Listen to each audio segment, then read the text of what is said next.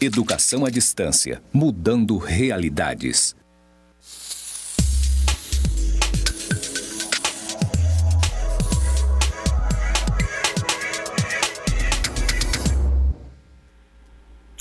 Estamos de volta, estamos firmes e fortes, hein? Todo mundo aqui preparado para mais uma leva aqui de debate, de conhecimento, de troca de experiência. Então, vamos lá, né? Todo mundo aqui preparado. Então, de manhã ficaram algumas dúvidas, né? Alguns questionamentos.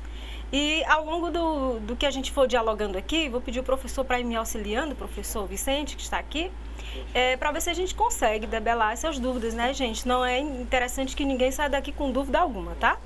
Por agora, para dar início a essa nossa aula, eu queria conversar com vocês agora a partir da questão das atribuições e competências do Conselho de Direito, tá? O nosso assunto de agora é exatamente sobre os Conselhos de Direito, olhando para essa temática para tentar desvendar e entrar um pouco mais nas suas atribuições e competências. O que a gente quer com isso? A gente continua querendo compreender as noções. Aqui está errado, né, gente? Quer continuar compreendendo essa interface entre o Conselho de Direito e o sistema de garantias de mais órgãos que integram, né, esse grande coletivo. Então, vamos lá. Sobre as atribuições e competências, agora, a gente já discutiu na outra aula sobre a questão de que duas condições existem no bom, pleno funcionamento do Conselho dos Direitos, que diz respeito a ser um órgão deliberativo e controlador da política. Eu vou repetir isso sempre, até a gente conseguir introjetar essas duas ideias, né, de que o Conselho é um local de decisão dessa política e é também um local onde se controla essa política, o pleno andamento dessa política, né? E aí, para desempenhar corretamente essas atribuições, os conselhos, que a gente usa a sigla CDCA, não é? Querendo dizer isso, todos os conselhos, tanto faz ser conselho municipal, como ser conselho estadual, como ser nacional, tem essas mesmas atribuições que nós vamos ver agora, né? Então, para que eles tenham pleno funcionamento, eles precisam desenvolver capacidades e habilidades, como articular os órgãos que compõem a rede de atenção e proteção à criança e adolescente, né?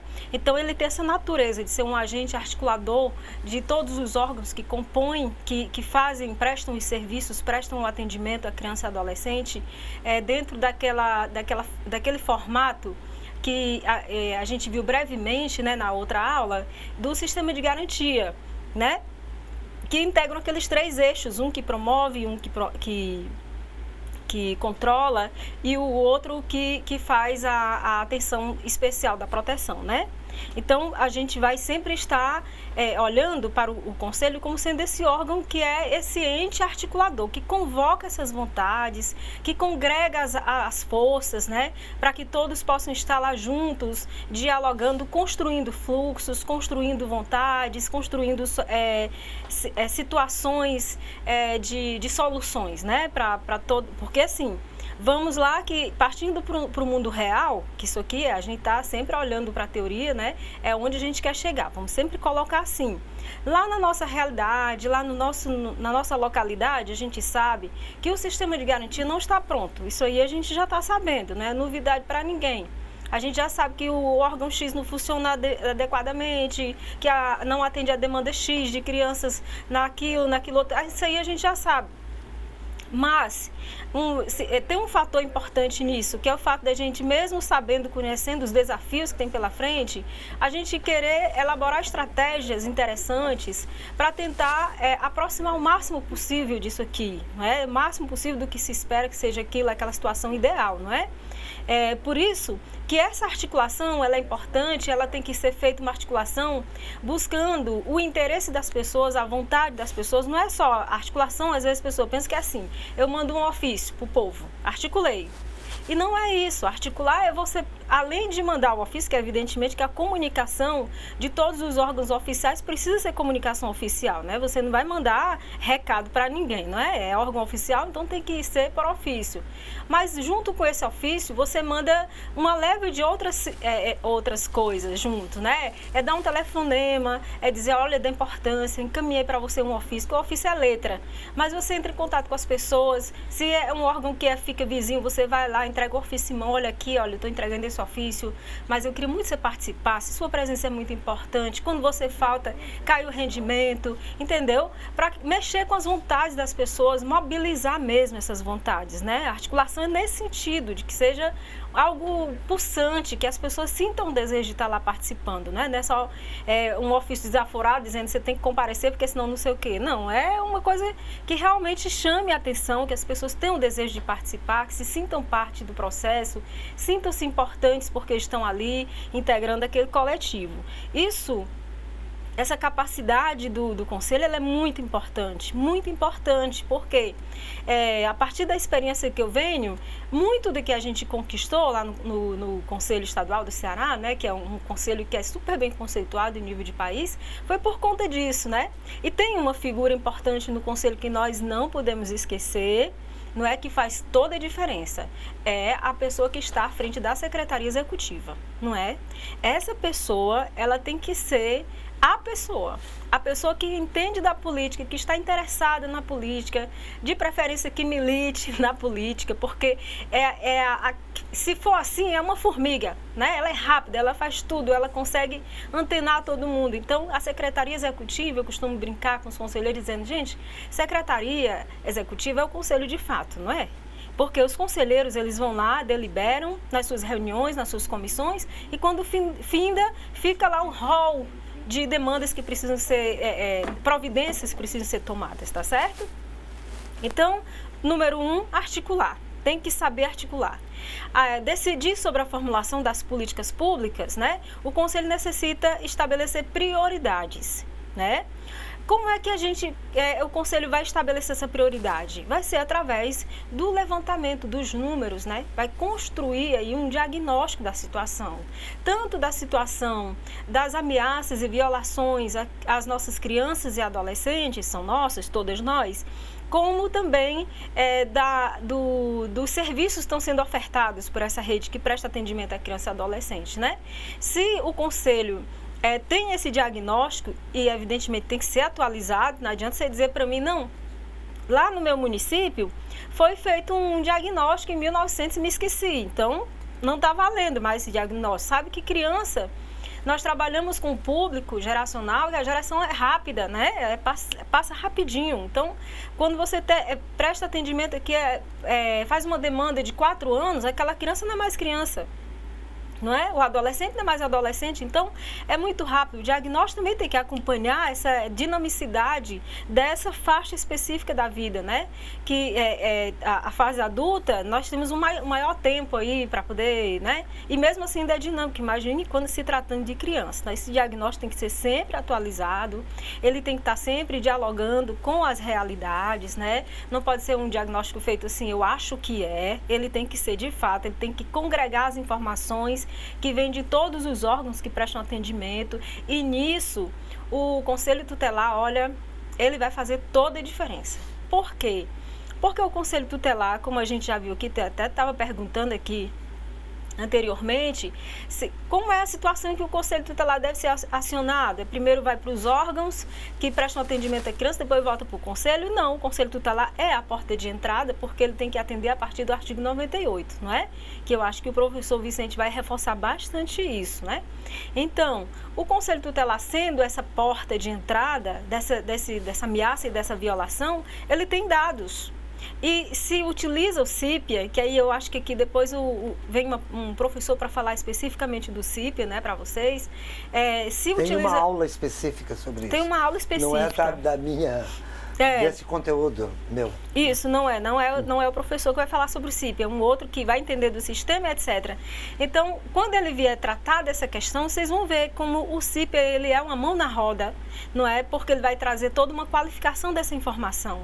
Ele vai dizer, inclusive, apontar qual é a região onde tem mais a situação de criança que é vítima de violência sexual, do trabalho infantil, ou da convivência familiar e comunitária. Ele vai apontar essas direções, vai dizer a faixa, vai dizer se estava na escola, se não estava. Ele é fantástico. Então, isso vai auxiliar muito na construção desse diagnóstico, né? Sem diagnóstico, a gente não tem condições de elaborar, de aprovar planos específicos que realmente sejam assertivos, que apontem para uma direção segura do que deve ser feito. Esse diagnóstico, ele será responsável por uma boa atuação do Conselho no que diz respeito a decidir as políticas que precisam alcançar a vida das crianças e dos adolescentes, da municipalidade, do Estado e da União, né? A outra coisa é, uma vez que eu já tenho um diagnóstico, tracei as prioridades, porque é evidente que dentro de um contexto você não pode sair atirando para todos os lados. Eu tenho que demandar uma prioridade para aquele momento. Aqui, nesse período aí nós temos uma coisa interessante, que são os planos decenais, não é? Que foi essa construção que veio trazida a partir da conferência de 2008 pelo CONANDA, que trouxe para a gente essa perspectiva da gente construir uma política voltada para a criança em 10 anos.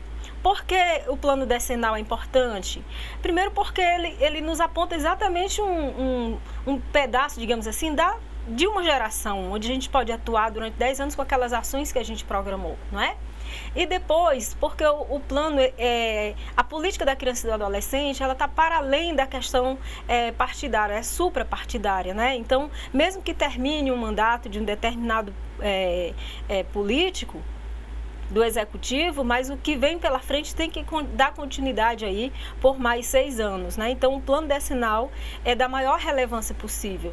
Junto com esse plano decenal, que na verdade é um guarda-chuva de todos os planos específicos que existem, voltados para as ações principais voltadas, estratégias voltadas para criança e adolescente, tem uns planos específicos, que são aqueles que pretendem dar conta, como o próprio nome está dizendo, daquela especificidade, não é? Que foi encontrada pelo município, ou pelo Estado, ou pela União, que precisa ter uma ação direta para aquilo. É o caso do plano do enfrentamento à violência sexual, o plano do enfrentamento ao trabalho infantil, o plano da primeira infância, o plano da convivência familiar e comunitária, são chamados planos específicos.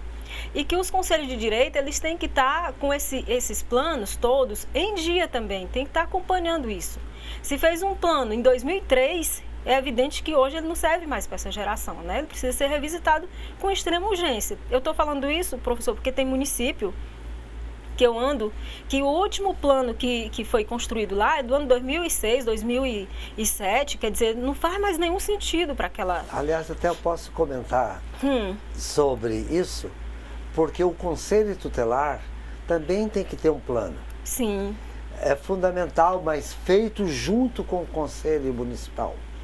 Excelente. Esse planejamento é, como você bem salientou, definição de prioridades e também daquilo que não é prioridade, porque quando a gente fala em prioridade, as conferências colocam 50 prioridades.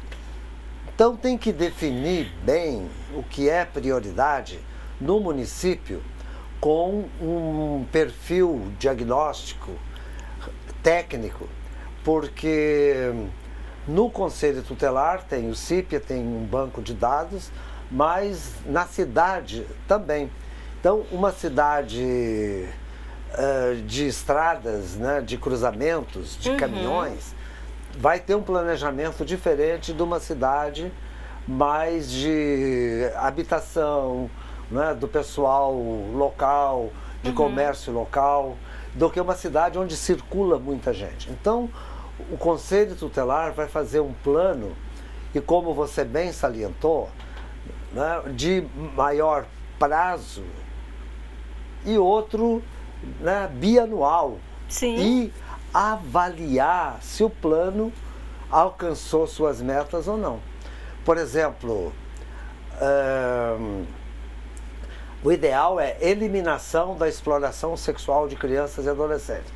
Nós constatamos, porque isso é muito complicado, que há um número X de crianças exploradas sexualmente. Vamos reduzir para 0, tá? Que é o objetivo fundamental nesse caso. Né? Crianças na escola, evasão escolar tem 20, 30, 40%. Vamos reduzir no primeiro ano 10%, no segundo ano mais 10%, e assim por diante, porque também não é por decreto que se resolve a questão da evasão escolar. Então é necessário o planejamento com a prioridade daquele município. Né? Então não pode colocar uma prioridade vinda, não é, de helicóptero. Sim, caiu veio lá do outro planeta, né? Caiu assim de paraquedas, não precisa ser estudado. Obrigada, professor, é isso mesmo, viu, gente? Por isso que ele é meu professor. Então, a partir dessa prioridade, né, de ter declarado essa prioridade, de ter um diagnóstico, etc., o Conselho vai passar para uma outra questão, que é pautar essa agenda governamental. Né? Tem que fazer a pauta na agenda governamental, senão não adianta nada,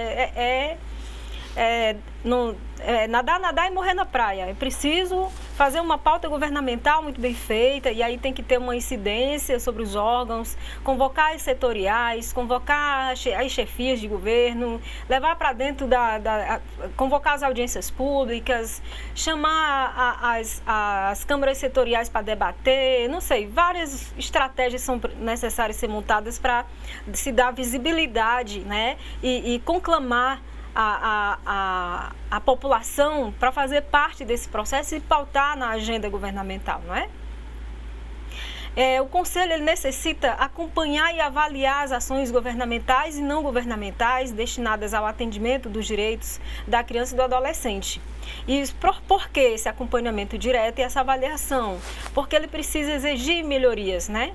Quando se faz necessário. Então, ele tem que ficar de olho, ele tem que estar sempre convocando as secretarias, sempre estar solicitando que sejam trazidas as informações pertinentes a cada uma das setoriais de atendimento, assim como precisa estar sempre acompanhando as ações também por parte das organizações da sociedade civil, né? Para poder saber como é que está esse todo das ações que são voltadas para criança e adolescente. Precisa promover de forma contínua as atividades de divulgação do Estatuto da Criança e do Adolescente, não é? Porque essa dimensão educativa que o Conselho precisa levar, que é exatamente passar para as pessoas o que significa essa normativa, que até hoje as pessoas têm uma dificuldade de entendimento, né, do que vem a ser estatuto, tem uma série de mitos em torno da normativa, aquela lei, né, que foi feita que não deixa mais a família bater no menino, né, que não deixa mais a gente educar, um bocado de coisa que o pessoal fala, como é que a gente resolve isso? É a gente escancarando para a população, promovendo ampla campanha contínua, né? Que possa colocar em todos os ambientes que todos os ambientes passam criança e adolescente, divulgando o que significa essa normativa, colocando artigos, abrindo seminários, levando isso para dentro das escolas, aliás, a gente sabe que a matéria do Estatuto da Criança e do Adolescente deveria ser, por lei, né, tanto pela LDB como dentro do Estatuto, obriga que seja uma matéria escolar, né, embora nem todos os municípios tenham dado conta disso. E que os conselhos municipais bem que poderiam convocar as secretarias de educação para dialogar sobre esse formato, né, de fazer chegar essa informação. Então, essas atividades de divulgação do Estatuto, elas precisam ser permanentes. Não é uma campanha, uma vez, dia 13 de julho, dia do Estatuto, vamos todo mundo ali fazer uma ação pelo aniversário do Estatuto e depois... E essa ação pelo dia do Estatuto é uma palestra bem difícil, que não alcança a população de modo geral. Então tem que ser uma coisa mais, digamos assim, popularizada, né? Tem que ser uma coisa mais bacana, que alcance a população de modo geral, para poder mobilizar essa opinião pública, né? Que é uma das competências do Conselho, é mobilizar. Também trabalhar as demais campanhas temáticas. Aquelas campanhas que acontecem, as duas grandes que a gente acompanha ao longo do ano, que a gente vê que o Brasil está fazendo, né? agora são 3, que estão bem emblemáticas, da primeira infância, do trabalho infantil e da violência sexual. Tirando essas 3, a gente passa o resto do ano sem escutar mais nada, não é? Então, como é que a gente... Vamos chamar as assessorias de comunicação dos municípios, do estado e tal. Vamos convocar essas pessoas que entendem de toda essa história de mobilizar a opinião pública, que sabe trabalhar com essa mídia, para dizer como é que a gente vai preparar essas peças, como é que a gente vai levar essa informação para chamar atenção, para alcançar o gosto das pessoas, querer convocar essas pessoas para o lado da gente, né? Porque nós estamos precisando de mais gente que venha para cá, para o lado de cá. Então, a gente precisa fazer, o Conselho precisa pensar nessas estratégias, né? Outra é proceder com a gestão dos recursos do fundo. E sobre o fundo, não se preocupe, nós vamos ter aqui uma aula direcionada só para o entendimento do que é o fundo, né? Que é o fundo da criança e adolescente, é um fundo bem especial. A gente precisa demandar um tempinho para conversar sobre ele, para que ele tenha um funcionamento, tá certo? Adequado. A outra é a organização das conferências dos direitos da criança e do adolescente, né? Que eu já falei até em uma outra aula, que as pessoas pensam que só pode convocar as conferências municipais e de estado somente quando o Conselho Nacional convoca. E a gente já viu aqui que isso não faz sentido. Conferência significa conferir a política. Então, em qualquer tempo, para qualquer matéria pertinente à criança e adolescente, pode-se convocar os mais diferentes segmentos da população, das diversas formas, e chamar a população para vir debater, dialogar sobre isso, né?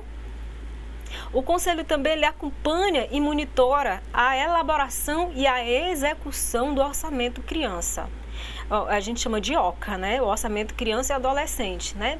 O que significa esse OCA? Esse OCA é ter alguém habilitado, capacitado, que entenda de orçamento público e que pense, né? Saia pensando de dentro do grande orçamento do município o que tem pertinente à criança e adolescente, né? Quais são as dotações que estão voltadas para a garantia dos direitos da criança e do adolescente? O que o município demandou de recurso para garantia desses direitos?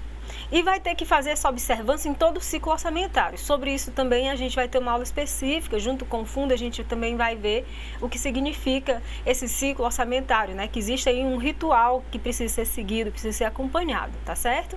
Então ele tem que ficar de olho nessa elaboração do orçamento, mas também na sua execução, porque às vezes está lá bonitinho na peça orçamentária, a peça é uma peça fictícia, né? Porque ele depende de arrecadação, o orçamento, a gente sabe disso, e aí lá pelas tantas não arrecadou o que achou que ia arrecadar, então vamos cortar, igual na nossa casa, então vamos dar uma cortadinha aqui e dali. Então o Conselho tem que ficar de olho nisso para saber se esse cortezinho daqui e dali, essa para no orçamento, se não alcança a política da criança e do adolescente, porque ela é prioridade absoluta, né? Está lá contida no estatuto, tá bom? Mônica, tem uma questão de forma aqui.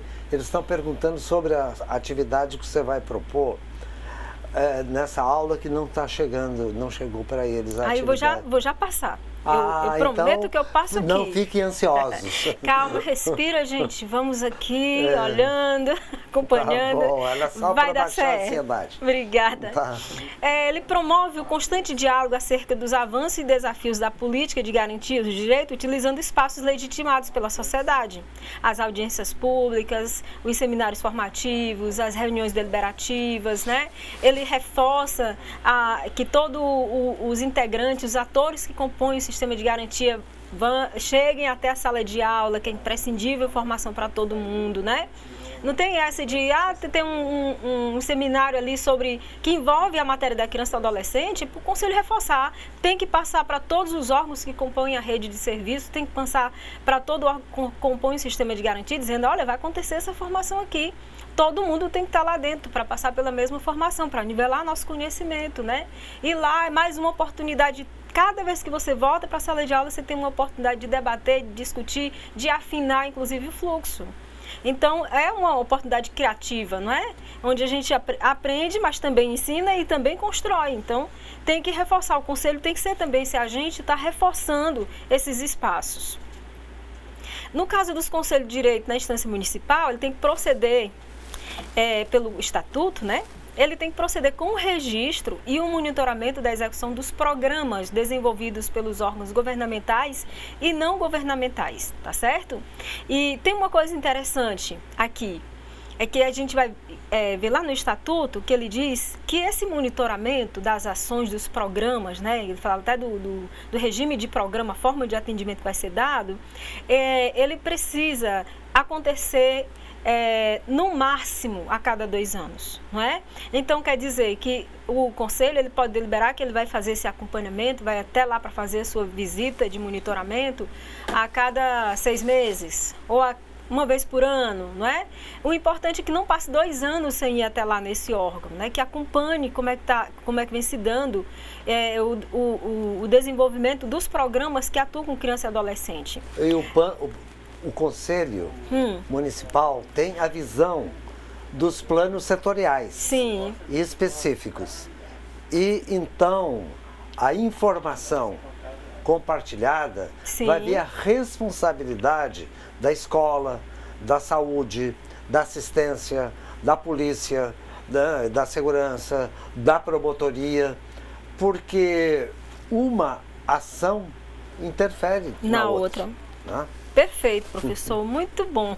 E mais, lembrando que no caso das organizações que ele chama não governamentais no Estatuto, né, hoje a gente já chama de organizações da sociedade civil, esses órgãos somente podem ter seu funcionamento voltado para criança e adolescente uma vez faça inscrição dos seus programas, dos seus projetos, suas ações no Conselho Municipal. Sem isso, ele não pode ter o seu funcionamento, né? Uma outra coisa importante que o professor coloca aqui, que eu queria muito trazer para nós, que seria assim, digamos, um upgrade, né, nessa questão do monitoramento dos órgãos que prestam atendimento à criança, os conselhos fazerem interface com os conselhos setoriais, não é? Ora, se o Conselho da Assistência já faz esse monitoramento com os órgãos que prestam atendimento na área da assistência social e que lá tem órgãos que prestam atendimento específico voltado para a criança, por que não fazer essas ações conjuntas?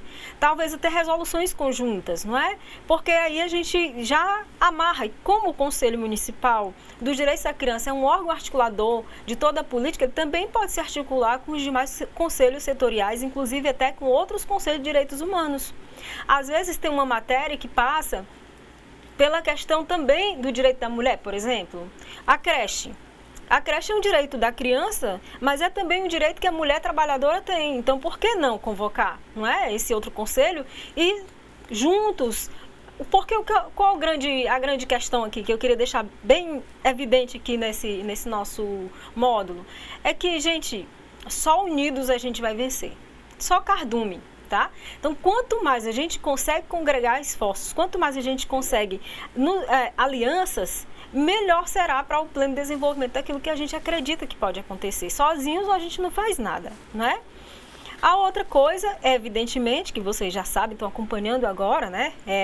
É o que temos, a notícia do dia, é a organização do processo de escolha unificado de conselho tutelar. Às vezes eu vou nos municípios, chego lá, a gente presta consultoria para alguns municípios, sabe, professor? Quando chego lá, o pessoal diz assim, olha, a gente está organizando a eleição do conselho tutelar.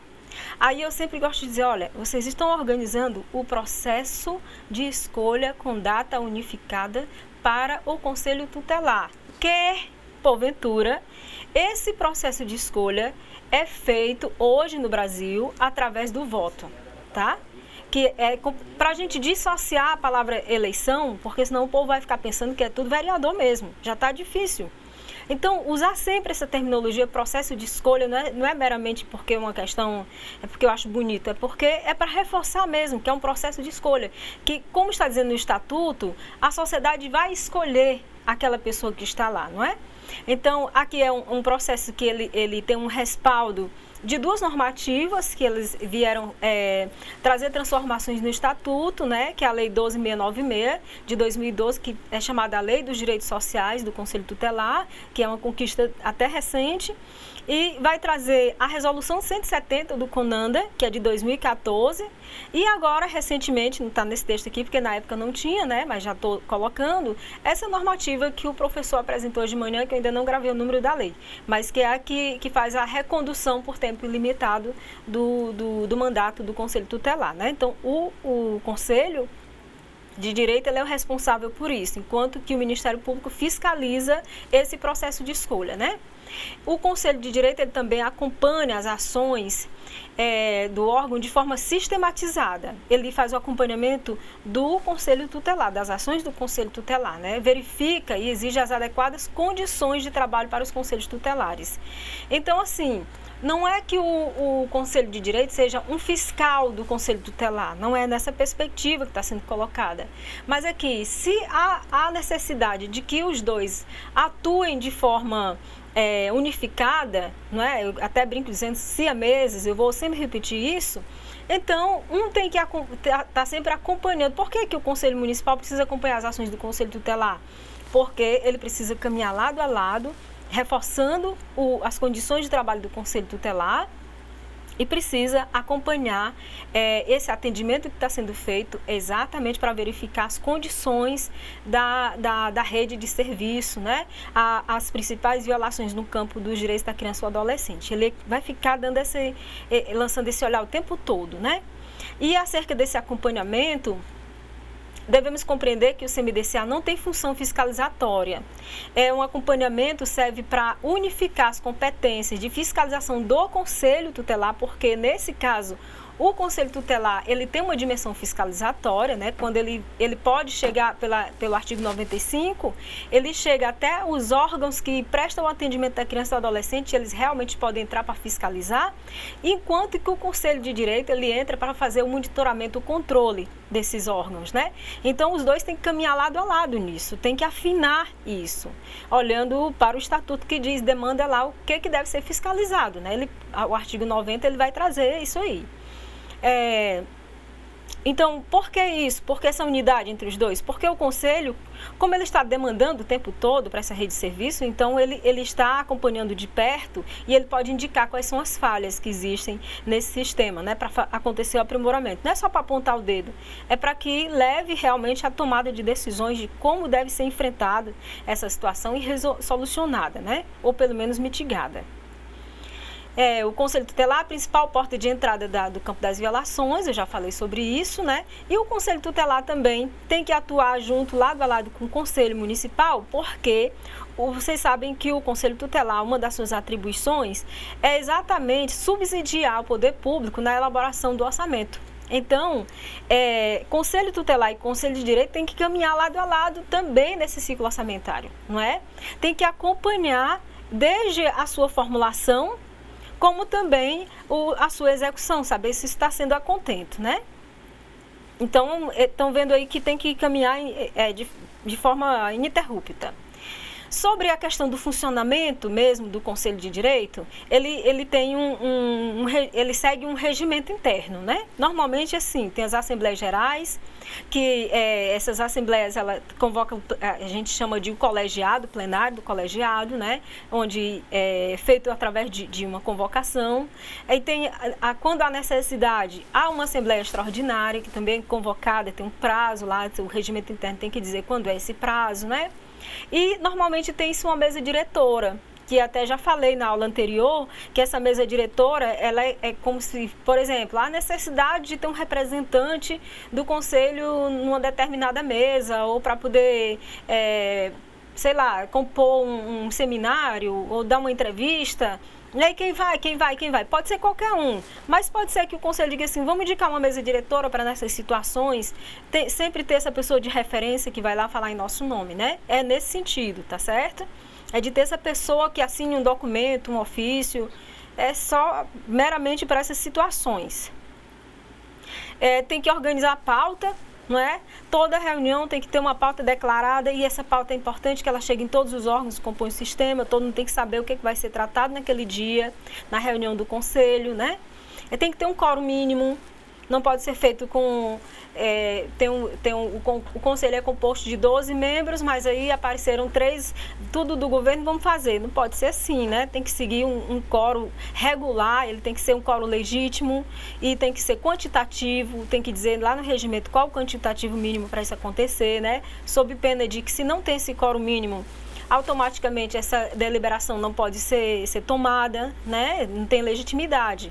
É interessante que lá no Conselho Estadual, sabe, professor, quando a gente não tinha quórum, a gente fazia um jogo, eu vou até dizer aqui agora em público, a gente pegava o telefone e ligava assim, olha, tá faltando só você. Não tem quórum, você tem que vir, tá faltando só você. Não era verdade. Mas o pessoal se sentia pressionado, meu Deus, só eu que não fui, só você. Aí o pessoal corria. Tá? Então, toda a vida era só faltando só você, né? A outra, o regimento interno também fala do afastamento e da substituição dos conselheiros. Em que situações, quais as razões que isso vai acontecer, né? O quantitativo de falta, sabe aquela história que vocês estavam falando? Que não tem ninguém, o povo não vem, não se reúne e tal. O regimento tem que dizer lá, né? Quantas faltas que vai motivar o afastamento desse conselheiro. O conselho tem que trabalhar com a criação e a organização de comissões. Por quê? Porque na reunião do pleno, do colegiado, não dá tempo mastigar as informações, né? Estudar com profundidade determinadas matérias que diz respeito à criança e adolescente. Algumas são muito complexas. Requer uma tarde toda, uma manhã toda, às vezes um dia todo de estudo.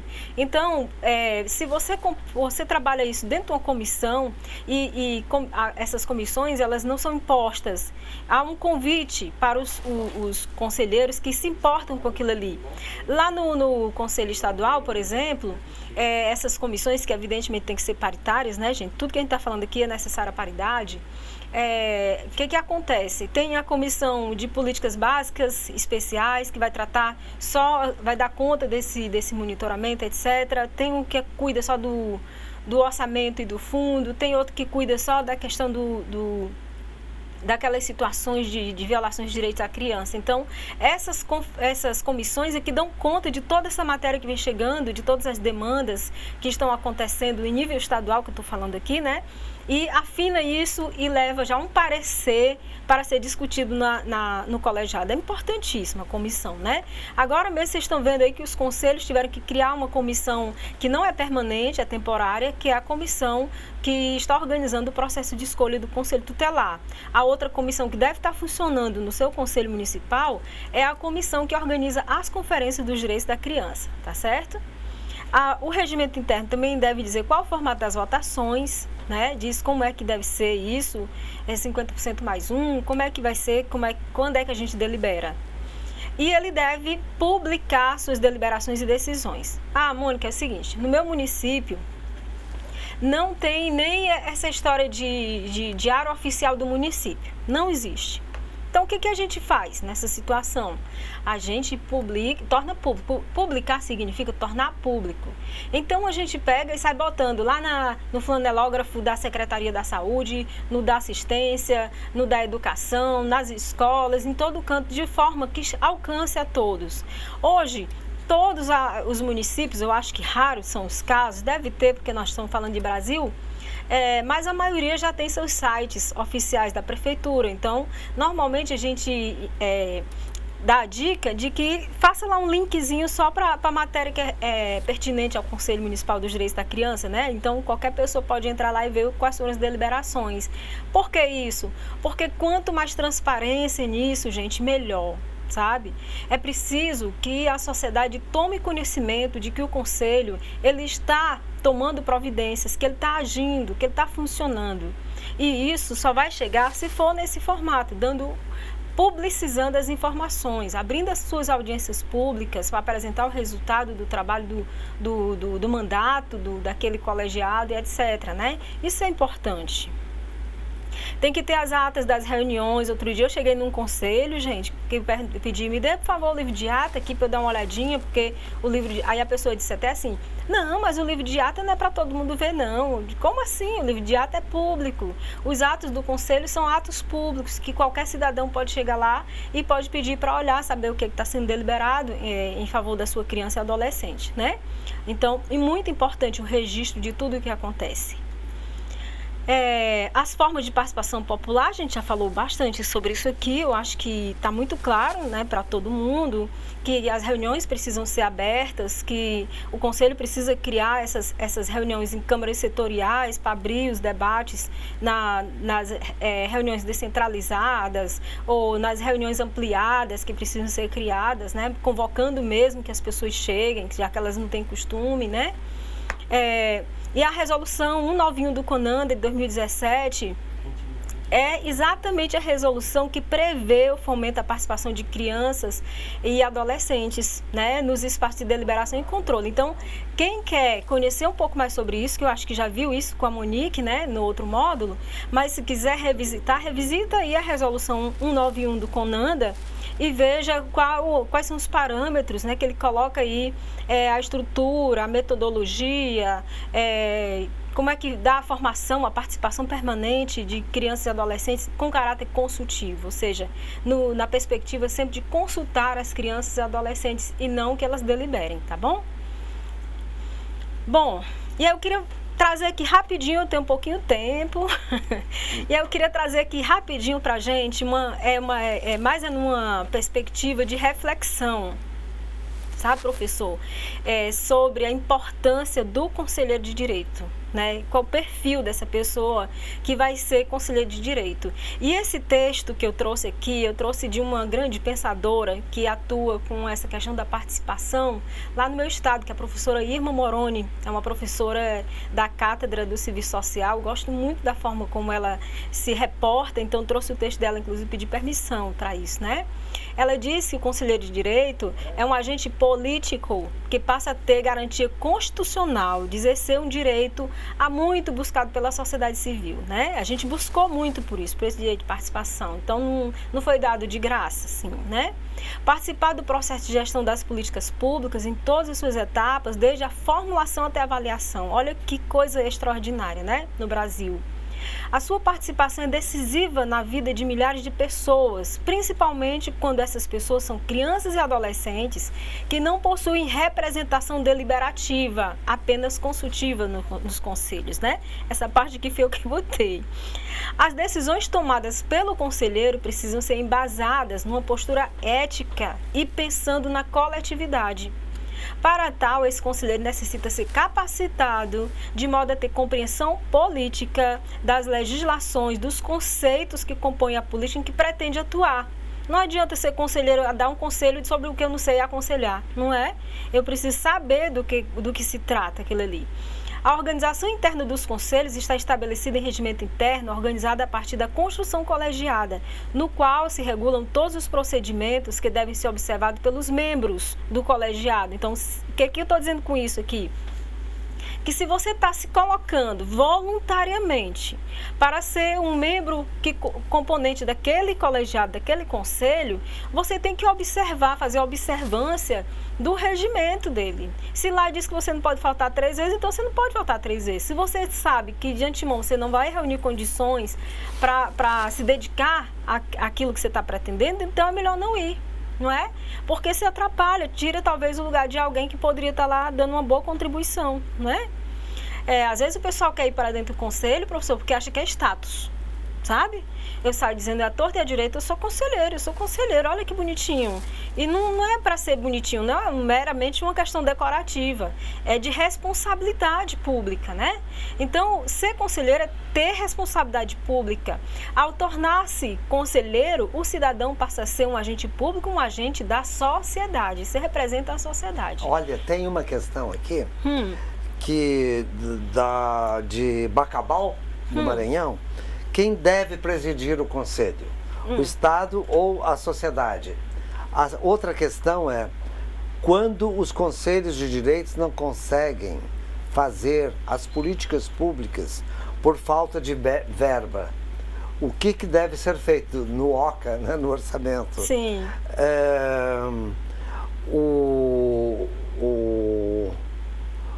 Outra questão, até longa, né, que vem da Cláudia Marques, e que não se pode obrigar os conselheiros da sociedade ou do governo a participar de nenhum curso. o que podemos fazer é conscientizar a importância de fazer um curso. E ela até salienta que lá em Bacabal estão fazendo ampla divulgação, né, dos cursos, e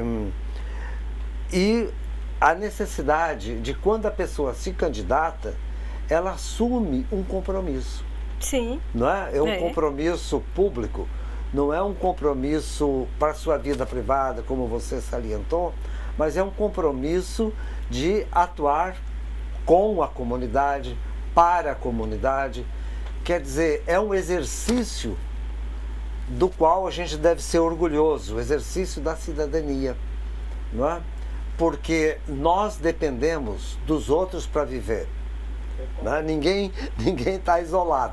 Então, você contribuindo para a sociedade é uma maneira de você atuar também em prol de si mesmo. Sim. Porque a cidade é da qual você faz parte. Então, quando a gente pensa em melhorar a cidade, estamos melhorando para todos, inclusive para si. Então, esse trabalho voluntário no Conselho é um trabalho político, né, que tem a recompensa do reconhecimento. Né? É dar, receber, retribuir. Porque nós recebemos da sociedade grande parte da nossa vida. A escola, o transporte, a pavimentação, os parques, tudo isso a sociedade oferece para a gente viver. Então, quando você faz um trabalho voluntário, você está retribuindo para todos, não é para uma pessoa particular, né? Para todos aquilo que está recebendo de todos. Perfeito, tá vendo? Exatamente. E nesse sentido, o que fazer quando o conselheiro não quer se capacitar, né? E aí eu concordo. Gente, eu acho que ele deveria ser chamado a atenção por parte do colegiado, dos membros do colegiado, e perguntar qual é a dele, no mínimo. Amigo, se você não age porque não reúne condições, não está habilitado para isso. Então, vamos para a sala de aula. E se não quer ir para a sala de aula, então, o que você quer, não é? É importante que a gente faça esses questionamentos lá dentro, interno, que você tenha uma comunicação autêntica lá, né? Mas não adianta a gente sair de dentro da sala do conselho cheio de interrogações, cheio de coisas para serem colocadas, e aí a gente bota lá fora e não bota lá dentro. Então não adianta, a gente tem que chamar as pessoas com autenticidade, também com muito carinho, com muito afeto, e colocar, como diz os meninos, jogar real, né? Para que a coisa ande. Sobre quem deve presidir o conselho, se é sociedade civil, se é governo, lá no estado do Ceará e na maioria dos estados que eu acompanho, nos municípios, acontece uma rotatividade nisso, né? Vez por um mandato é o governo e a sociedade civil fica na vice-presidência, vez é a sociedade civil que assume e o governo que fica na suplência, né? Então, isso é bom porque de uma certa forma oxigena, mas rotatividade. Isso é a rotatividade oxigena, mas isso não tem uma norma que fala sobre isso. A não ser a lei municipal. A lei municipal fala, né? O regimento fala, né? Que eu acho que deveria, o procedimento a ser adotado é esse porque fica mais democrático, né? Aqui, inclusive, tem uma questão, né, que legal. Eu recomendo vocês consultarem a assessoria jurídica do município, se a lei vale para a eleição atual ou só para a próxima eleição. A lei da recondução vale para esse ano, viu? Ela já tem... Agora, se já houve a inscrição, aí já foi, né? Porque é preciso mudar a lei para poder fazer essa recondução. Mas ela já está E a valendo, outra viu? questão é quando o Conselho Municipal não está funcionando, como se convoca a eleição do Conselho Tutelar? Agora aí não dá, né, gente? Aí não dá, aí é uma demanda para ontem, né? Tem que acontecer. Olha, eu tô vendo ali minha plaquinha, tá quase terminando o meu tempo aqui, que eu queria concluir essa questão do perfil do conselheiro tutelar, lendo essa coisa linda aqui que Milton Nascimento escreveu pra gente, pode ser? Coloca na tela aí para o pessoal acompanhar comigo. Mas é preciso ter manha. é preciso ter graça, é preciso ter sonho sempre. Quem traz na pele essa marca possui uma estranha mania de ter fé na vida. Sem essa fé na vida, a gente não faz nada. Não adianta você querer ir para um espaço e já vai lá, assim você sente, isso aqui não adianta, não vai dar em nada. Eu já sei que isso aqui nada muda. Isso aqui a gente já tentou. Se for com esse tipo de postura, não vai realmente mudar não, porque aqui o que se pede é ter fé. A gente só vai fazer alguma modificação naquilo que a gente acredita que não esteja devido, não esteja correto, se a gente tiver essa manha, essa graça, ter esse sonho, né? Ter essa marca que a gente precisa carregar, que é a marca de pensar não apenas em si, de fechar um círculo não ao redor de si e dos seus parentes, mas ao redor de outros que você transforma nos seus companheiros de jornada. Quem tem essa marca tem com certeza o perfil de compor esses espaços, que são espaços que se preocupam com coletividade. E se você vê, não, eu agora estou mais preocupado com o meu umbigo, eu acho que isso aí deixa que outras pessoas fazem, ou então eu só estou aqui porque meu prefeito mandou ouvir e tal. O conselho também pode se manifestar em relação a isso. E, por favor, veja aí se tem alguém que tenha alguma empatia, um quê, assim, um desejo, uma coisa, um envolvimento, né? Porque tudo passa pela vontade, passa por esse grande império que é a vontade humana para fazer tudo. Então, se essa pessoa não está nem aí para isso, então ela realmente não tem como contribuir, né?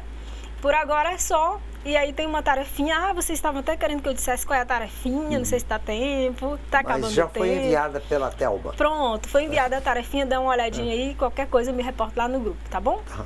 Até daqui a pouco.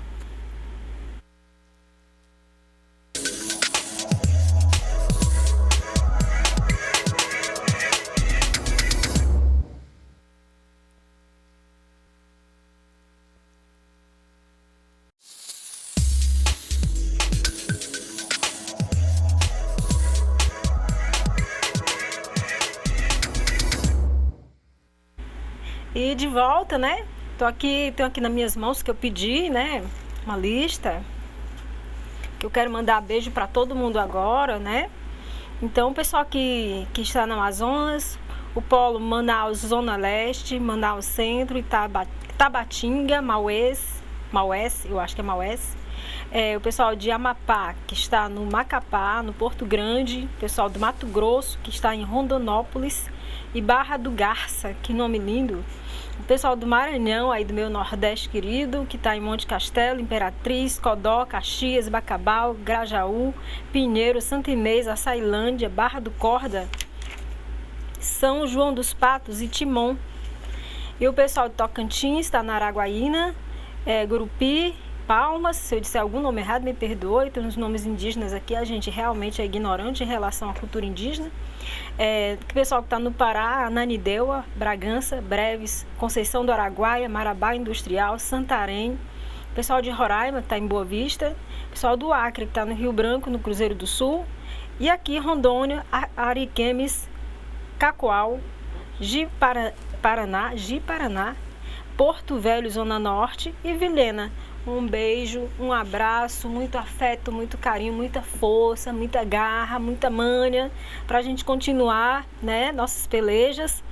E um beijo imenso para as crianças que estão aí acompanhando também suas mamães. E eu estou olhando aqui agora para ter absoluta certeza na lei da recondução, vou já falar sobre isso, tá? Mas tem algumas questões que estão sendo colocadas. Primeiro aí que o pessoal disse que não encontrou as resoluções, não é? A resolução 105 e 106 do CONANDA, que vai tratar sobre essa matéria que a gente viu agora, que é o funcionamento dos conselhos dos direitos, né? E o pessoal disse que não chegou a ver. Mas, de qualquer forma, independente da resolução ou não, dá para a gente ter aí uma condição de levantar aí as condições do funcionamento dos conselhos, né? E o perfil dos conselheiros, que é o que trata essa tarefa agora, para fazer uma reflexão sobre essas questões, não é? Bom, deixa eu olhar aqui. Professor, você tem alguma demanda específica aí? Essa da recondução, né, aparece várias vezes. E a questão da divulgação da ação do Conselho Municipal, sim, na cidade. Né? Então, Você poderia comentar o papel da mídia? Sim. Né? Porque, em geral, os municípios têm pequenos jornais locais também, utilizar essa mídia para divulgar, e o site da prefeitura. Né? Eu acho que no site da prefeitura deve ter um lugar para o Conselho Municipal, junto com o Conselho Tutelar, né? Porque é um custo zero, praticamente, né? De incluir o ícone para o Conselho Municipal e para o Conselho Tutelar no site da prefeitura. Perfeito. Então, muito boa a colocação do professor, né? São estratégias que nas localidades precisam ser encontradas. Vale tudo, gente. Até passar aquele carrinho lá, bicicleta, com megafone e tal. Vale tudo, desde que a população fique sabendo, ela tem o direito de saber, né? Principalmente crianças e adolescentes, saber quais são as ações do conselho. Até porque a gente só reforça aquilo que a gente conhece, né? Não vai pegar e defender o que nós não conhecemos. Então, o segredo realmente é a propaganda, é a alma do negócio. Então, vamos propagar o que está sendo feito, né? Em relação à lei, né? É a lei 13.824, de 9 de maio de 2010, ela foi sancionada e imediatamente foi publicada. No dia 10, ela foi publicada. E a partir dessa data, a partir do dia 10 de maio, ela já entrou em vigor. Então, uma lei muito rápida, né?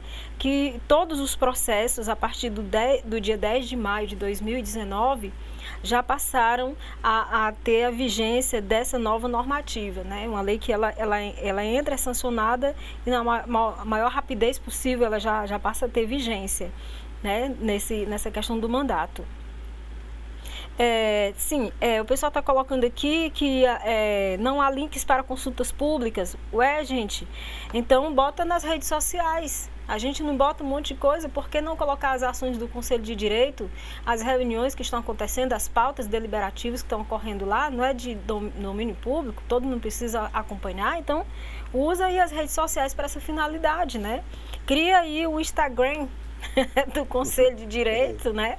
E vai jogando aí as informações em tempo real para que todo mundo acompanhe. Hoje tem ferramenta aí nas redes sociais que transmite ao vivo, não é? Cria um canal no YouTube, do jeito que o pessoal aqui está utilizando o YouTube para poder jogar lá dentro toda essa aula que a gente está passando aqui. Fica lá automaticamente gravado. Então, mesmo que a pessoa na hora não possa acompanhar, mas depois você entra lá, já sabe que tem um linkzinho que pode entrar e que pode assistir. Então, hoje nós temos N possibilidades de dar visibilidade a essas ações, não é? No caso do Conselho Tutelar é diferente, não é? O Conselho Tutelar ele trabalha com sigilo, não é? Das informações, não pode fazer selfie com uma criança que está atendendo, depois postar nas redes sociais, eu fiz isso, fiz aquilo, fiz não sei o quê. Não é um atendimento individualizado que a gente pode dizer que fez aquilo ali, não é você que fez, foi o órgão, né?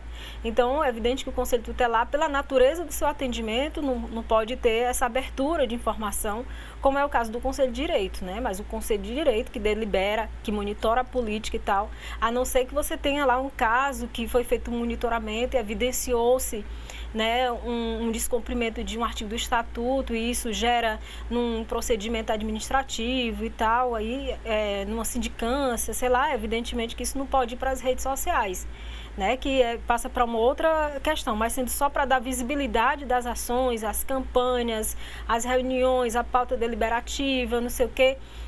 No dia tal, estamos pensando em fazer uma reunião descentralizada, vamos convocar o Conselho de Assistência para reunir com a gente, tarará. Isso aí tudo pode ir lá para as redes sociais de boa, tranquilo. Se o município não tem um site oficial, o Conselho não pode ter um site oficial porque também é caro e tal, então vai encontrando essas outras estratégias aí, né? Talvez até a gente hoje cria grupo de WhatsApp para tudo, então vai criando para poder propagar entre a própria rede local o que está acontecendo. Tem um município lá no Ceará que o sistema de garantia todo está dentro de um grupo só de WhatsApp. Então, quando tem uma determinada demanda, todo mundo já fica sabendo daquela demanda. E lá, às vezes, mesmo sendo uma demanda de urgência, dentro do próprio grupo, um já vai dizendo, faz isso, manda aquilo, faz não sei o quê, manda para mim que eu recebo e tal, e é rápido, né? E vai oficiando, mas lá dentro todo mundo já está entendendo do babado, já está se adiantando com as coisas. Então, a gente precisa se utilizar desses mecanismos a nosso favor, né? Importante. Aqui tem um paradoxo, né, de Barra do Corda. Diz que o Conselho de Direitos de Barra do Corda não fazem divulgação porque não tem ações transparentes de seus atos, se tornando um órgão omisso e até mesmo desconhecido. Se o Conselho não faz nada, não tem. Então é preciso justamente ter essa interação entre a divulgação e a ação. Exatamente. Se a gente... Tudo é uma questão de costume, né? Vocês já notaram que tem uma cultura aí que manda nesses processos. Se você começa a acostumar a população com isso, na hora que você fala, a população chega e diz: o que foi que aconteceu? Não teve reunião? Por que não teve, né? Todo mundo começa a ter um estranhamento daquilo. Então, quando vira hábito, todo mundo já está habituado, já sabe que já acontecem as reuniões, etc. Quando tem uma estagnação disso, aí todo mundo já vem para cima da gente perguntando: o que foi que aconteceu? Por que não aconteceu isso?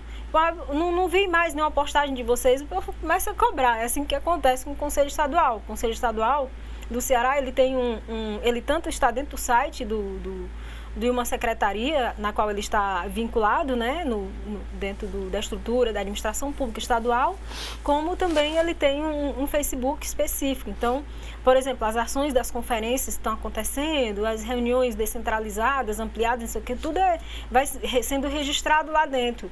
Quando dá uma parada nessas publicações, o pessoal começa a perguntar o que foi que houve, né? Ué, mas nunca mais eu vi publicação nenhuma de vocês, o que foi que aconteceu e tal? Não, é porque agora deu aí um recesso no volume de informações, de ações, e automaticamente deu um certo espaço de tempo, né? Mas, assim, é isso que eu estou falando, há um estranhamento, não é? Olha, uma coisa importante que eu queria puxar aqui, que eu vi que o pessoal aqui quase não falou, mas eu vou dar uma esticadinha, na questão do perfil do conselheiro. Olha, prestar bastante atenção nesse perfil, né? Ficar bastante atento, porque eu já vivi uma realidade em que dentro do próprio conselho nós tivemos um posicionamento, não vou dizer que é no meu, nem vou dizer onde é, por uma questão ética, né? Mas assim, aconteceu do conselheiro chegar lá e a pauta ser pertinente à questão do trabalho infantil, enquanto a Organização Internacional do Trabalho e vários outros órgãos compreendem, né, a exploração da mão de obra infantil como sendo análogo a trabalho escravo. E lá nesse debate sobre essa questão, uma pessoa que estava na condição de conselheira disse assim: olha, pois lá vizinho minha casa tem um meninozinho lá que ele trabalha consertando sofá lá com o nosso vizinho. O vizinho é gente boa, botou o menino para trabalhar, porque o menino praticamente passava fome, era magrinho e tal. E ele deve ter uns 11 para 12 anos, eu acho bonito porque ele está trabalhando, né? Ele podia estar roubando e tal, mas não, o bichinho está lá trabalhando, então eu acho legal isso. E aí, de repente, o colegiado em peso parou e ficou tomado de choque, porque como é que uma pessoa que está dentro do próprio Conselho de Direito, que deve defender o direito e que deve ter um estranhamento frente a isso, né? Isso é senso comum, a gente não pode mergulhar em senso comum para as ações de natureza, dessa natureza que nós pretendemos atuar, né? E dizer que é melhor o menino estar lá do que estar roubando não sei o quê. É melhor coisa nenhuma, nem estar trabalhando, nem estar roubando, nem nada disso. Lugar de criança na escola, lugar de criança do lado da sua família, fazendo suas atividades proativas que lhe tragam uma possibilidade de se desenvolver cada vez melhor como ser humano, né? Então, o trabalho, o pessoal dignifica o homem. Criança não é homem, criança é criança, né? Cada coisa no seu tempo, cada coisa no seu devido lugar. E aí, de repente, os conselheiros: mas aí como é que você está falando uma coisa dessa e tal? Mas o que significa isso? Uma pessoa que ela não tem um mínimo de conhecimento sobre a matéria, onde ela está colocando os pés, e também não tem interesse de aprender. Essa pessoa foi desconvidada, né? Porque não queria aprender, não queria ir para as formações e nada, ia para lá, mas era completamente divergente do que estava demandando o seu exercício como ação conselheira, e aí foi convidada: por favor, não tem condições de sua permanência, porque a gente não pode ficar com uma pessoa que mais atrapalha do que o que ajuda, né? Atrapalhar já tem muita gente lá fora que não entende da política, que não quer também aprender da política, às vezes age de má fé mesmo, porque acha que é isso, está acostumado e tal.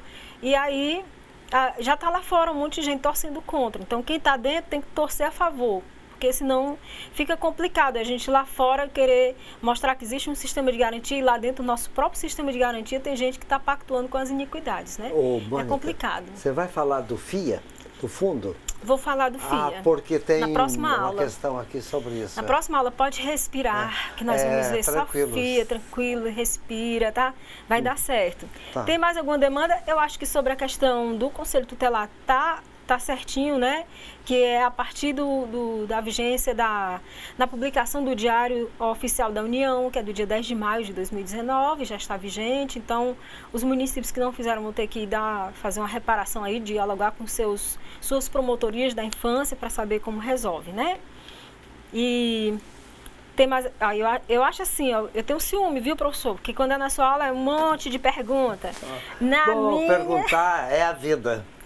A vida é uma pergunta. Aqui tem uma, ó. O município tem alguma punição por não destinar os recursos financeiros para o FIA? Já estão querendo saber. Calma, gente, vamos lá.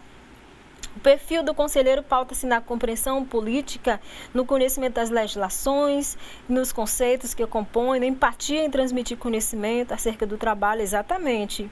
Tem uma Mônica aqui, uma xará, né? Exatamente. Eu vejo muitas pessoas. Vocês poderiam fazer uma coisa para mim? Levanta aí no seu polo quantos conselheiros de direito tem aí hoje, né? Que está fazendo parte dessa formação. E levanta desses conselheiros de direito que está aí compondo a turma, quantos são sociedade civil e quantos estão representando o governo, né? Representante de sociedade civil, representante de governo. Levanta isso para a gente ter uma noção, não é? Porque aí o professor Vicente aqui adora pesquisa, sabe? Ele faz tudo embasado na pesquisa. E aí, com base nisso, a gente já pode abrir um diálogo até sobre isso mesmo, dessa própria participação que vocês estão colocando aí em tom de reclamação e que não é só aqui da situação da Amazônia Legal. É uma situação que eu visibilizo isso no país todo. À medida que a gente vai rodando, a gente vai acompanhando que é uma dificuldade dos conselheiros de direito chegarem até a sala de aula muito maior do que os conselheiros tutelares, né? Isso por uma série de fatores. Dentre esses fatores, nós vamos ter aqueles que são de natureza pessoal, que a pessoa realmente não está interessada, acha que é perder tempo e tal, mas também tem outros fatores que eles são importantes para a gente levar em consideração. Às vezes é porque eu já vi situações em que era assim, se fossem os conselheiros tutelares e de direito, não caberiam num carro. Entendeu, professor? Aí o que o pessoal fez como estratégia? Vamos levar 2 conselheiros tutelares e 2 conselheiros de direito, né? E aí, digamos que o conselho municipal tinha, sei lá, 12, 18 conselheiros, quer dizer, a representação foi mínima, né, desse coletivo, mas foi a estratégia que o município encontrou. É importante que a gente saiba se tem essas situações que estão acontecendo, que estão inviabilizando a participação dos membros do Conselho de Direito, né, nas formações que estão sendo ofertadas.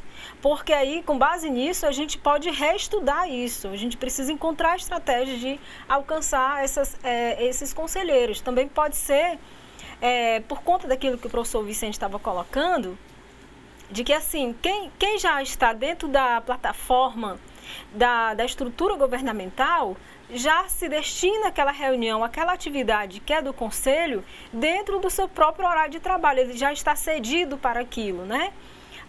No caso do conselheiro que vem da representação da sociedade civil, ele vai trocando o pneu com o caminhão rodando. Então, pode ser que essa pessoa tem 1.500 coisas para fazer, que a gente sabe que dentro das organizações da sociedade civil, nós somos pouco para muita coisa.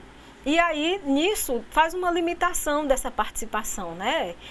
Você passar uma semana toda estudando, não é todo mundo que reúne condições. Quando você voltar lá para a organização, Deus nos acuda, né? Tem um monte de coisa lá que está se acumulando. Pode ser que seja isso também, mas o fato é que nós precisamos mergulhar, eu acho agora, com mais responsabilidade, do entendimento do que significa essa ausência da participação dos conselheiros de direito dentro dos espaços de formação, não é? Que são espaços vitais para que a coisa aconteça. E começar a dialogar também, que até a gente já estava conversando aqui com Thelma e o pessoal da coordenação, sobre a importância da participação de outros agentes, outros atores que compõem o sistema de garantia nessa dimensão participativa, porque não é interessante que só os conselheiros entendam quais são suas competências, né? E na hora que chega de volta lá para o seu espaço de atuação, não são compreendidos por aqueles que não passaram pela formação e que, às vezes, historicamente, já estão naquele formato vicioso, né, de que situações foram criadas e que, na verdade, não tem nada a ver com as atribuições, né? O que mais? Em Maués, eles estão dizendo que nem a lei de 2012 foi aplicada, mas a minha sugestão é procurar o Ministério Público, porque o Ministério Público, né, são especialistas em ações civis públicas para obrigar o Estado a agir, né, de acordo com o estabelecido na normativa legal. E essa é uma sugestão, mas há outras menções também a necessidade de preparação, isso que você estava colocando, né? E da divulgação a gente já colocou bastante sugestão, mas e também da dificuldade, né, do voluntário participar, né? E aqui a composição do conselho vai depender também da lei municipal, né? Como se faz essa convocação, e quanto mais consenso tiver no horário, nos dias, melhor, porque a pessoa assume o compromisso, como você já salientou anteriormente, cobrar também a presença, né? O quórum para a tomada de decisão. E a gente, às vezes, também fazia uma pressão para as pessoas dizendo: chegou o quórum, agora a gente pode deliberar. Então é importante que a presença, porque ela é uma presença qualificada, né? Então não é só a quantidade. Sim. Né? Quanto maior diversidade houver, mais entidades e organizações representativas, elas vão trazendo pontos de vista complementares e diferentes. Ah, sim. O professor falou agora duas palavras que ele vem repetindo e que eu queria trazer aqui uma breve reflexão sobre elas. A primeira é o voluntariado, né? Voluntariar-se, né? Significa dizer que eu estou indo de bom grado, estou indo por minha própria vontade fazer aquilo ali, né? É o que acontece com as organizações da sociedade civil, são voluntários no processo. E uma vez eu estava numa sala de aula e um conselheiro me perguntou assim: professora, por que conselheiro tutelar é remunerado e conselheiro de direito não é remunerado? Eu não acho isso certo, não. Acho que devia ser remunerado sim, porque é tão importante quanto, e tarará, né? Aí eu disse: olha, me diz uma coisa, como é que você passa a sua vida toda lutando 50, 100 anos, pelejando para participar efetivamente nas ações, nas decisões que implicam na vida, na sua vida, na vida das suas crianças, e quando você conquista, agora tu me paga para eu fazer? Não faz sentido, porque é uma conquista nossa, né? É uma conquista democrática nossa, uma abertura democrática. Então, não é prêmio, é uma conquista. Então, por isso, não faz sentido a questão da remuneração, exatamente porque, se for entrar numa questão de interesse de ordem financeira, né, material, etc., a gente pode estar já escorregando para outro viés que a gente não sabe onde vai dar.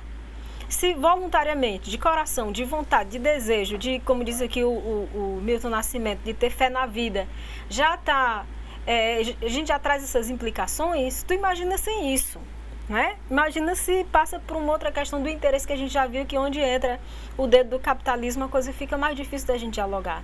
Então, essa questão voluntária, ela é imprescindível, né? Mas voluntariar-se mesmo, de ter vontade mesmo de fazer parte do processo e estar lá realmente porque eu quero fazer diferença, porque eu acredito nas pessoas, eu acredito que eu posso dar a minha contribuição efetiva.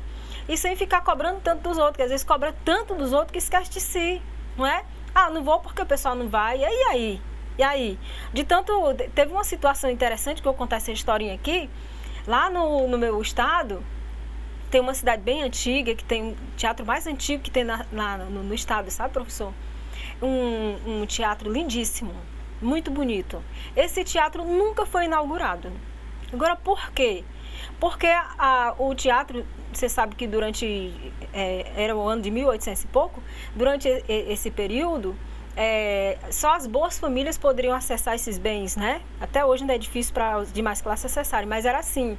Então, as boas famílias, digamos assim, ficavam aguardando, mandavam seus empregados, seus escravos irem até lá na porta do teatro para saber quem já tinha chegado de renome, para poder ir, para não ser a primeira pessoa a chegar. Nessa brincadeira, foram marcadas 3 inaugurações e nunca aconteceu, porque estava sempre esperando que o outro fosse. Cuidado para a gente não fazer isso nos espaços do conselho. Eu vou ficar esperando que o outro vá, não é? Quando fulano for, eu vou. Aí, nessa brincadeira, nenhum vai, nem o outro vai, e acaba que o conselho fica esvaziado. Enquanto isso, a criança e o adolescente, que nós devemos estar lá, lutando por seus interesses, lutando para que tenha uma vida digna, ó, está crescendo. Quando crescer, a gente vai querer que ele dê bom. Tem que dar certo ele. Mas aí, na hora que eu tive a oportunidade de estar lá dentro do conselho, de dar minha contribuição, eu também não dei não, porque eu tinha outra coisa para fazer. Entende? Mônica, a gente hoje, em todas as circunstâncias, e as empresas também, elogiam as boas práticas. Sim. Então, tem críticas aqui à falta de estrutura. Mas a Sailândia mandou uma comunicação dizendo que contamos com uma estrutura adequada, atendimento à criança e adolescente, tem o próprio blog. O Conselho Tutelar conta com seu próprio blog, onde coloca suas publicações, tem apoio do município, apoio do Conselho Municipal, olha aí, que ele delibera. Então, gente, vamos aprender com a Sailândia. Agora deixa eu só perguntar para a Sailândia, só para eu matar a minha curiosidade e ter certeza que eu estou no caminho certo. Já que a Sailândia está dando esse passo aí importante, né, para melhoria das condições, da qualidade de vida das crianças, dito isso, como é que estão essa situação aí, como é que está? Coloca aqui para a gente saber, como é que está as condições do atendimento das crianças e adolescentes da Sailândia. Coloca para a gente, se vocês conseguem ter uma ressonância com isso que eu estava falando, que quando o conselho realmente está, né, essas roldanas estão funcionando, se isso chega melhor para as crianças, né? A outra palavrinha, outro conceito que o professor tem colocado muito, que eu queria trazer agora brevemente, que o nosso tempo está acabando, que ele vai voando, ele coloca voluntariedade e coloca complementariedade, né? Ou incompletude, não é? E algumas pessoas estão confundindo isso aí. Assim também, professor, como estão fazendo uma confusão relacionada a Estado laico e Estado ateu, entende? Sobre essa questão da completude, é exatamente uma teoria que fala que nós não estamos sozinhos, nós precisamos o tempo todo estar imbricados, nos complementando.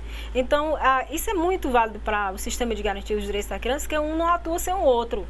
Nós somos interdependentes, né? E que eu nem quero entrar nessa questão da interdependência agora para explicar, porque lá na frente vocês terão um módulo específico sobre o sistema de garantia de direito, e lá a gente vai ver isso com muita propriedade, né? Mas era só para chamar a atenção disso, que incompletude não quer dizer que é inoperante, nada disso, né?